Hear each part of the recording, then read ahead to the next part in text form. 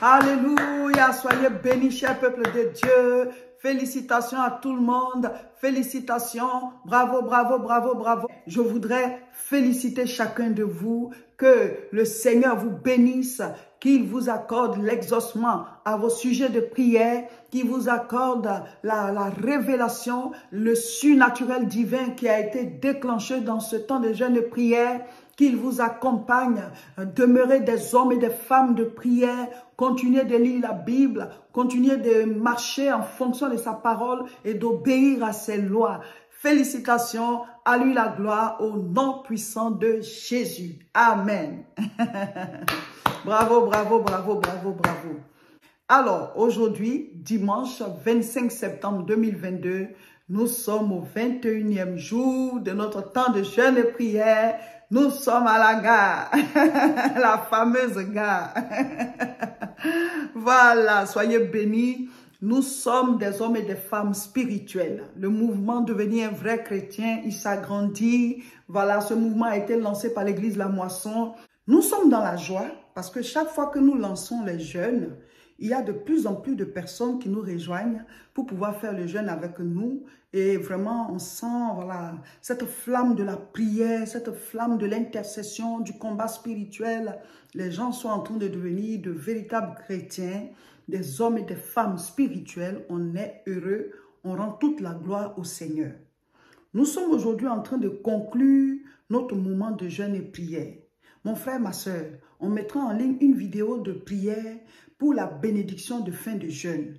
Mais cette vidéo, c'est pour donner d'abord la nourriture spirituelle d'aujourd'hui. C'est pour donner d'abord l'enseignement d'aujourd'hui. Le message, mon frère, ma soeur, par rapport à ce dernier jour-là. Ce que je vais te dire, mon frère, ma soeur, c'est que tu peux faire de ta vie un chef-d'œuvre. C'est la révélation que Dieu m'a donnée. Il dit, le plus grand cadeau qu'il a fait à chaque être humain, c'est la vie.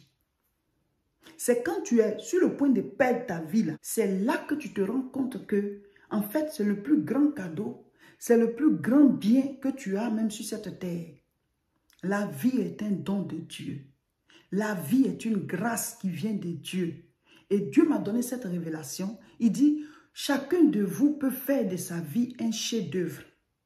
Décide d'avoir une vie de qualité et d'impact. C'est-à-dire, prends ta vie en main. Ne vous laissez pas couler, ne vous laissez pas aller, ne laissez pas les choses prendre le dessus sur vous. Battez-vous, créez des choses, sortez ce qui est en vous. L'humanité a besoin de ça, mon frère, ma soeur. Tu n'es pas venu sur la terre pour accompagner les gens. Tu es un être humain à part entière et de toi, Dieu veut sortir des choses pour aider d'autres personnes. Parce qu'il a dit à Abraham, je te bénirai et tu seras une source de bénédiction pour les autres nations. C'est-à-dire quand Dieu nous donne, c'est d'abord pour nous. Mais à travers nous, il veut aussi aider les autres êtres humains autour de nous en commençant par notre propre maison. Mon frère, ma soeur, décide d'avoir une vie de qualité. La vie, là, ça ne dépend pas de la famille de laquelle tu es sorti. C'est vrai que certains sont déjà dans une famille nantie, ils ont déjà beaucoup de biens et tout ça. Mais, mon frère, on a tous 24 heures. On a tous 24 heures.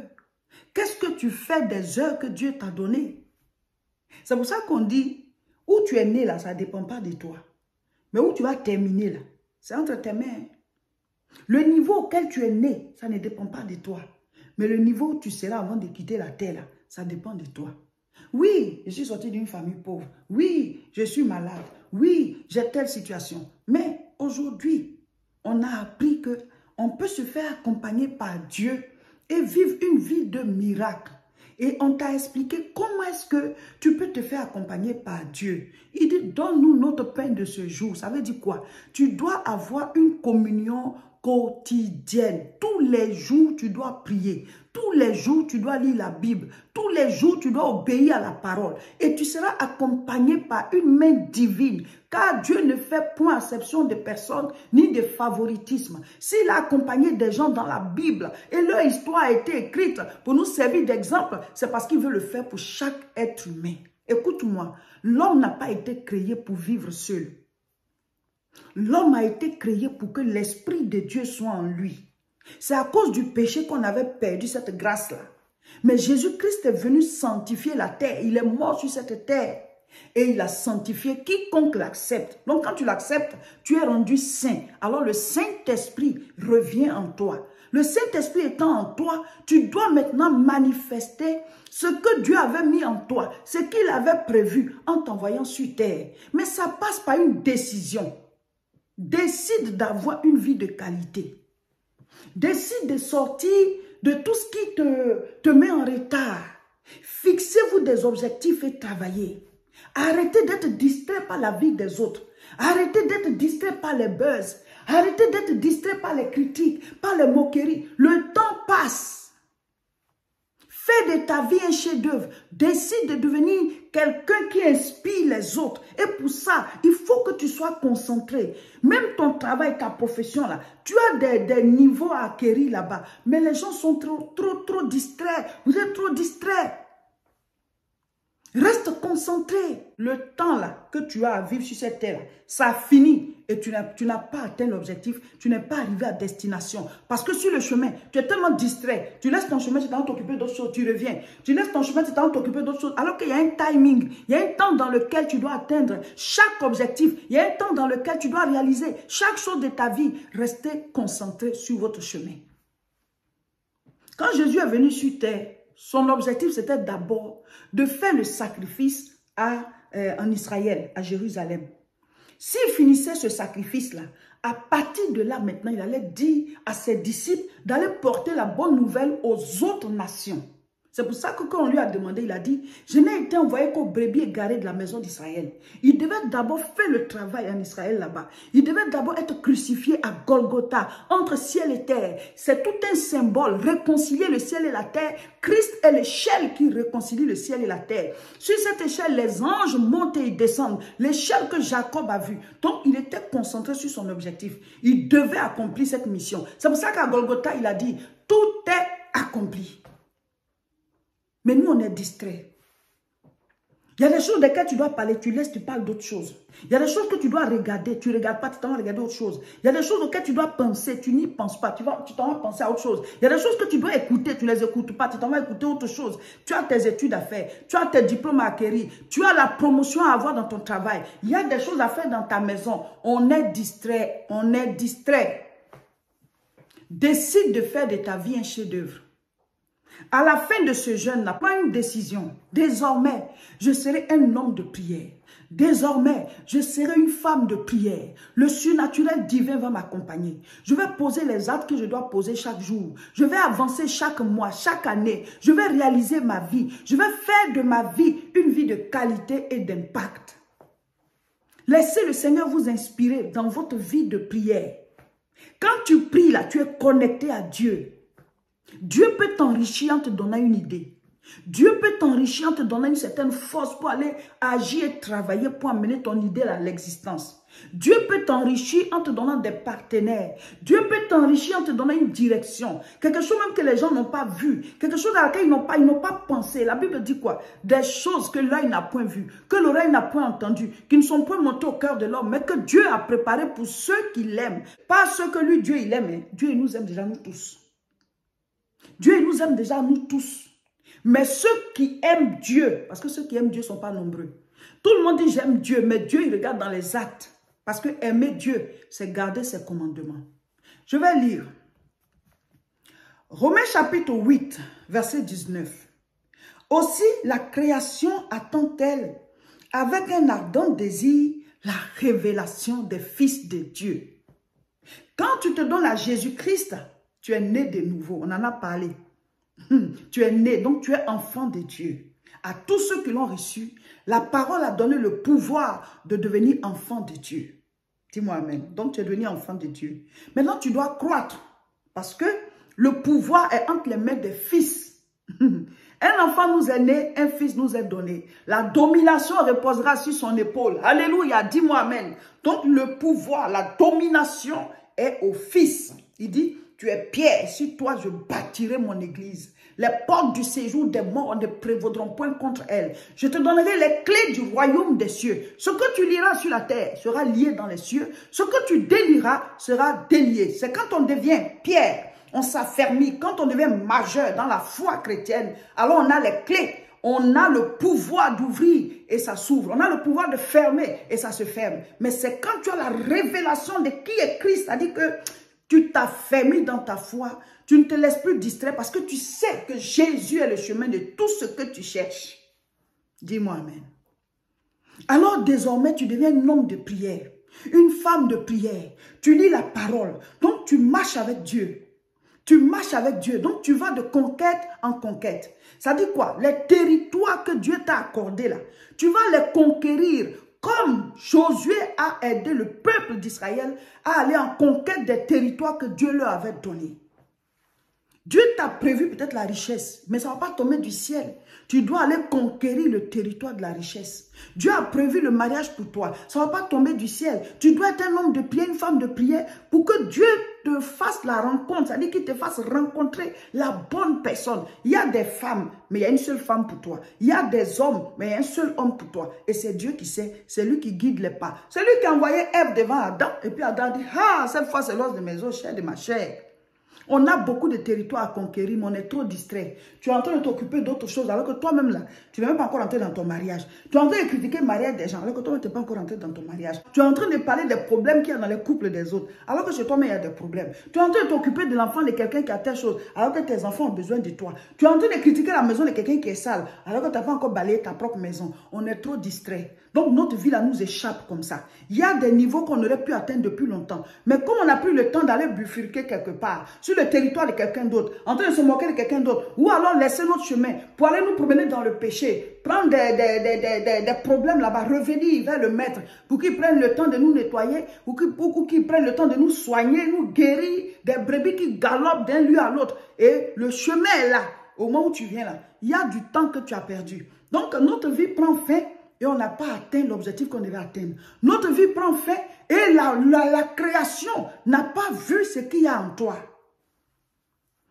Après ce jeûne, aujourd'hui, là, on est à la fin. Prends la décision de rester concentré.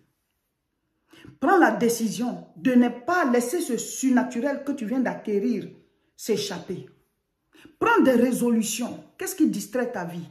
Qu'est-ce qui fait que tu n'es pas un homme d'impact? Tu n'es pas une femme d'impact? Qu'est-ce qui fait que tu n'as pas une vie de qualité? Il y en a qui croient que c'est parce qu'ils sont nés dans une famille pauvre. Il y en a qui croient que c'est parce qu'ils sont dans une petite maison. Mais tu peux être dans une petite maison, puis c'est bien propre, bien rangé, tout organisé, puis tu travailles bien. Et quand on te voit, on sait que la courbe est ascendante. Oui. Il y a des gens, quand tu les vois, tu sais que la courbe est ascendante. Celui-là, donne-lui du temps. Tu vas voir, il va atteindre le sommet. Mais il y en a là, même ils sont dans la richesse, mais leur courbe est descendante. Donne-lui du temps, il va redevenir pauvre et misérable. Ça dépend de comment tu te comportes aujourd'hui. Ta courbe est comment? Ascendante ou descendante? Ta courbe est comment? Ascendante ou descendante? Quand on te voit là, quand on regarde comme ça, d'ici quelques années, tu seras comment? Quand on te regarde comme ça, d'ici quelques années, là, tu seras où? Parce que quand on regarde comme ça, on peut savoir dans quelle direction toi tu t'en vas. Prenez votre vie en main. Décidez d'avoir une vie de qualité. Décidez d'avoir une vie de qualité. Décidez d'avoir une vie d'impact. Alléluia. Ce n'est pas parce que tu es né d'une famille pauvre que tu vas forcément terminer pauvre. Ça dépend de toi. Et vous dites souvent les gens disent, ah mais on n'a pas d'opportunité, on ne sait pas comment faire. On a appris pendant tout ce temps de jeûne et prière, là, on a appris que tu dois te faire accompagner par Dieu. David était berger. David était berger, il n'était pas d'une famille royale, mais il est devenu roi. Samson, il a été choisi, Dieu lui a donné la force naturellement. Mais c'est lui-même son péché là, qui l'a fait finir misérable, aveugle, en train de mourir parmi les ennemis. C'est sa propre vie là, sa manière d'aimer le péché là. C'est ça qui a fait comme ça. Donc il y a des choses, Dieu a mis en nous, la création entière, attend la révélation de ce que Dieu a mis en nous. Mais comme certains sont attachés au péché, ce qui en eux sortira jamais. Comme certains sont distraits, ce qui en eux ne sortira jamais. Comme certains sont toujours en train de porter le poids du passé. Oh, avant j'ai vécu ceci, j'ai souffert. Mais débarrasse-toi de ça et puis avance. Tu as envie, non? Tant qu'on vit, il y a de l'espoir. Donc, comme ils sont tout le temps en train de trimballer, voilà, les vieilles casseroles d'hier, les souffrances du passé, ces personnes ne rentrent pas définitivement même dans la bénédiction. Elles sont en train de tourner aussi dans le désert là-bas. Mes frères, mes sœurs, on finit notre jeûne aujourd'hui. Je veux vous amener à prendre la décision de rester des hommes et des femmes spirituels. Restez concentrés sur votre vie. Ne vous laissez pas détourner parce qu'après, vous prenez du retard dans votre avancée et vous perdez des choses que vous aurez pu acquérir. Vous vous rendez compte que voilà, telle personne de ta promotion a déjà réalisé ceci. Ce n'est pas que tu es en concurrence, mais c'est évident, tu vois devant toi que voilà, j'aurais dû arriver là. Comment est-ce que vous occupez votre temps de tous les jours? Réorganisez votre temps. Il faut avoir ton temps de prière, ton temps de méditation de la parole. Organise ta vie. Prends toi-même, toi, il faut te prendre en charge ta vie de prière, voilà, ta santé. S'il faut s'organiser maintenant pour faire le sport et tout ça. Quand on dit sport, ce n'est pas que c'est les grands trucs que tu vas faire. Même la marche, on peut le faire. La marche, c'est conseillé à tout le monde. Mais tu dois mettre ça dans ton programme. Mes frères, mes soeurs. Ah, je m'occupe maintenant de ma vie spirituelle. Je m'occupe de ma santé. Et maintenant, si tu es marié, tu revois bien ta relation avec ton conjoint, même ta conjointe. Est-ce que je joue même mon rôle? Parce que souvent, on se plaint de l'autre. Mais nous aussi, il y a des choses qu'on doit faire. Mon mari et moi, on a l'habitude de dire, on ne se marie pas pour être heureux. On se marie pour rendre heureux. Mais c'est les deux qui doivent avoir ce slogan-là. Si c'est un seul qui a ce slogan, mais il y a une souffrance quelque part. Parce que si l'autre lui veut être heureux, toi aussi, tu veux aussi qu'il soit heureux. Donc, il a pris les heureux là 2 fois. Mais si toi, tu dis, je me suis marié pour rendre heureux, le conjoint aussi dit que je me suis marié pour la rendre heureuse. Donc, vous deux ensemble, chacun travaille au bonheur de l'autre. Et il y a un équilibre et il y a la paix. Mais souvent, dans le couple, il y a un qui fait plus d'efforts et l'autre n'en fait pas du tout. Et il y a un qui supporte la souffrance, donc ça fait que ce n'est pas facile. Toi, maintenant, en tant que chrétien, pose-toi la question. Si tu es marié ou bien tu es avec quelqu'un, vous êtes en train d'aller au mariage, vous vivez déjà maritalement, pose-toi la question de savoir, est-ce que cette personne-là, je la rends heureuse? Est-ce que la personne est heureuse avec moi? Dieu vous a confié ses enfants. Vous êtes dans la maison ensemble, vous êtes mariés, vous êtes conjoints. Et la personne est dans la souffrance à cause de vos comportements. Ça aussi, Dieu va nous juger pour ça. Chaque âme coûte cher à Dieu. On est en fin de jeûne, prenez de bonnes résolutions. Le surnaturel divin, on vous a appris comment l'entretenir. Votre vie de prière, lire la parole tous les jours, écouter les enseignements et obéir. Tu écoutes la voix de Dieu pour la direction, pour ton travail et tu verras, tu auras une vie de qualité, une vie d'impact. Tu vas rayonner, tu vas conquérir des territoires. Tu seras toujours en train d'aller de résultat en résultat et tu seras une source d'inspiration pour ta famille d'abord et pour les gens autour de toi. L'impact là, ça grandit comme ça. Témoin à Jérusalem, dans toute la Judée, dans la Samarie et jusqu'aux extrémités de la terre. Tu ne peux pas briller jusqu'aux extrémités de la terre si tu n'as pas commencé à briller là où tu es. Mais pour que tu puisses commencer à briller là où tu es, en tant que chrétien, là, il faut d'abord être témoin à Jérusalem. Maintiens ta vie de prière. Maintiens l'obéissance à la parole. Maintiens, voilà, mettre la parole en toi, par la méditation et les enseignements. Et tu vas marcher avec Dieu dans le surnaturel divin tous les jours. Et tu vas écrire ton histoire, passer de berger à roi, d'esclave à premier ministre et ainsi de suite. Ça ne dépend pas de où tu commences. C'est là où Dieu veut t'envoyer là. Donc si tu restes accroché à lui, il va même te faire passer de pécheur à apôtre. Alléluia. Alors, aujourd'hui, nous sommes au 21e jour de notre temps de jeûne et prière. Nous sommes en train de conclure ce moment, mais nous devons rester toujours voilà, dans la présence de Dieu. Chacun de nous doit continuer d'entretenir sa vie spirituelle. Chacun de nous va toujours continuer de méditer. Vous-même, vous allez choisir vos passages bibliques. Vous allez choisir les livres voilà, que vous voulez lire et lisez un chapitre par jour. Gardez le rythme. Nous, on va continuer de mettre des enseignements en ligne. Et nous allons laisser passer le mois d'octobre où chacun de nous va gérer sa vie spirituelle à sa manière. Vous avez déjà voilà, toutes les directives. Vous n'avez qu'à les reconduire. Trouvez voilà, un livre de la Bible que vous voulez lire et lisez un chapitre par jour. Dès début novembre, on commence haute tension spirituelle, mais là, c'est sans jeûner. Aujourd'hui, nous lisons Jude. Jude, c'est la dernière lettre et après, il y a le livre d'Apocalypse. Le livre d'Apocalypse, on l'avait lu voilà, à un de nos jeûnes déjà. Voilà, donc aujourd'hui, on lit Jude. Vous voyez que ça tombe tellement juste. Voilà, c'est la dernière lettre avant Apocalypse et c'est le dernier jour. Jude, serviteur de Jésus-Christ et frère de Jacques, à ceux qui ont été appelés, qui sont aimés en Dieu le Père et gardés pour Jésus-Christ.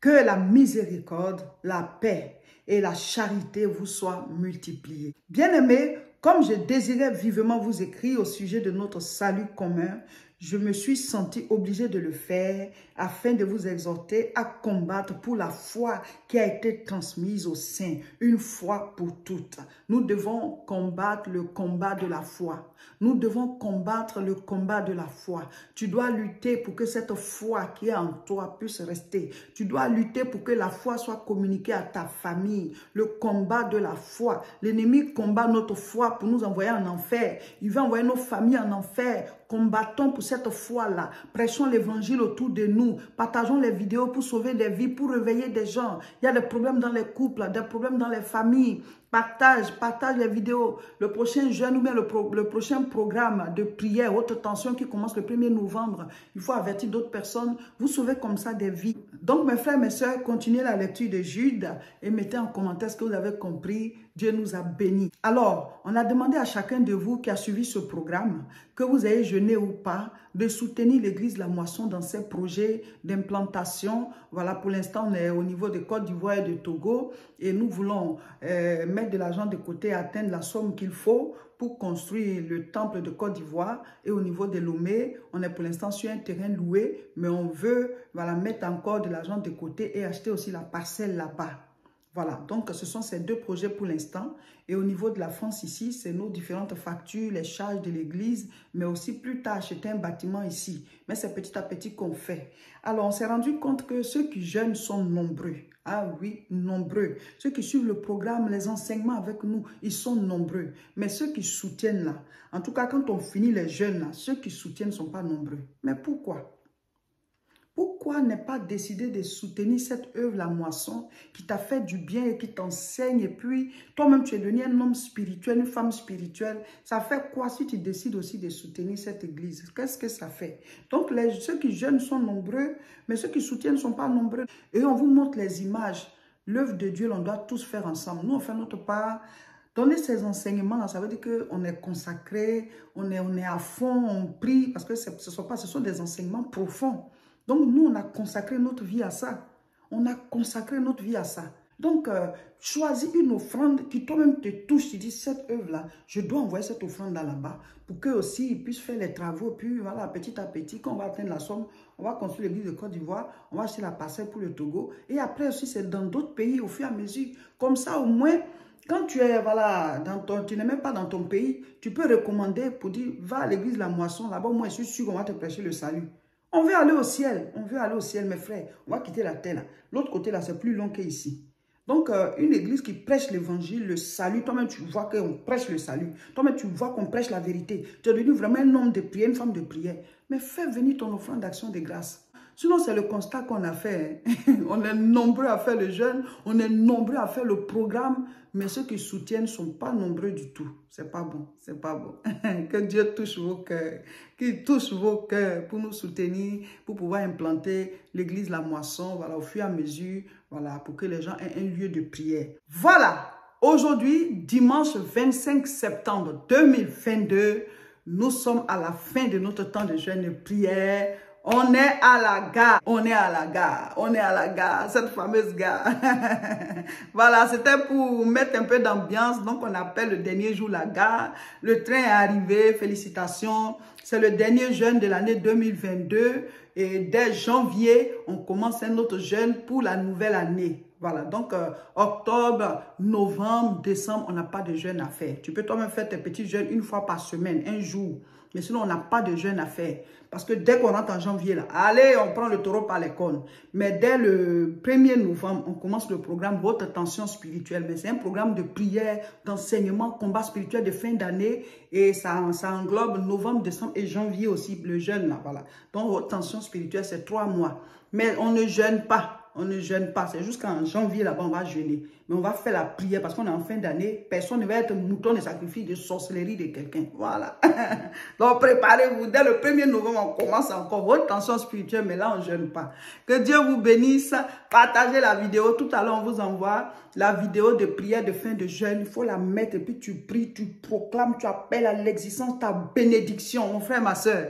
Et dès lundi, là, chacun doit faire vidéo des témoignages. Ça dit quoi? Pas les témoignages de ta vie que tu dois cacher là. Pas les témoignages qui sont des témoignages privés. Mais témoignage de ce que tu as reçu spirituellement dans ce jeûne. Voilà, nous aussi, on veut écouter ça pour que ça nous édifie, pour que on puisse comprendre qu'on ne pêche pas dans le désert. Voilà, donc témoignage de ce que tu as reçu spirituellement. Et puis tu chantes, toi-même tu chantes un petit chant. On ne dit pas d'avoir une belle voix, hein, mais adore Dieu. Et puis rends témoignage, ce que tu as reçu, l'impact des enseignements, l'impact voilà, des combats spirituels ou bien des mini-veilles que tu as faites. Qu'est-ce que tu as reçu? Cette fois-ci, on ne va pas faire louange, vidéo de louange. C'est bon, hein, mais aujourd'hui, pour ce jeune-là, Dieu nous donne une autre inspiration. Vous faites une vidéo pour témoigner le côté spirituel. Qu'est-ce que vous avez reçu dans ce temps de jeûne? Voilà. Ne parlez pas des exaucements, ce que Dieu a fait pour votre famille. Non, il y a des choses qu'il faut cacher. Pas tous les témoignages en rang, je vous ai déjà dit ça.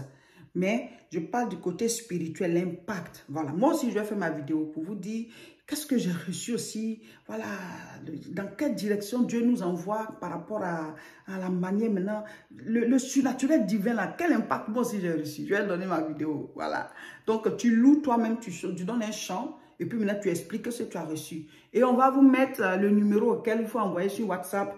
Et ceux qui voudront bien le faire, on va mettre en ligne. Voilà, félicitations à tout le monde. Donc, la prochaine vidéo, c'est la bénédiction de fin de jeûne. Que Dieu vous bénisse. Et la vidéo d'après ça, c'est la vidéo de témoignage spirituel par rapport à moi-même, ce que j'ai reçu aussi. Voilà, et puis je vais mettre en ligne. Que Dieu vous bénisse. Partagez la vidéo, restez connectés aux différentes chaînes. YouTube, La Moisson TV, Facebook, Réseau International Richesse.